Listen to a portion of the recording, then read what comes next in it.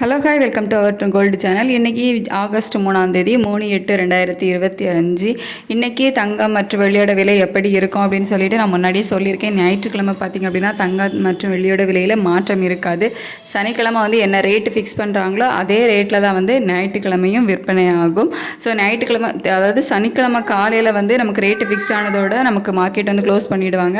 அதுக்கப்புறம் பார்த்திங்க அப்படின்னா மண்டே மார்னிங் தான் மார்க்கெட் ஓப்பன் ஆகும். ஸோ நமக்கு ரேட்டில் எந்த ஒரு சேஞ்சஸுமே இருக்காது.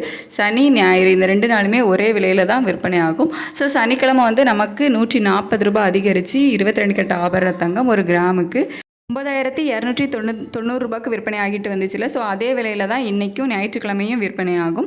வெள்ளியோட விலையில் எந்த ஒரு மாற்றமும் இல்லாமல் நேற்று விற்பனையான அதே 123 ரூபாயில் தான் விற்பனை ஆகும். ஸோ தங்கம் மற்றும் வெள்ளி இரண்டுமே நேற்று விற்பனையான அதே விலைக்கு தான் விற்பனை ஆகும். இன்றைக்கி மாற்றம் எதுவும் இருக்காது.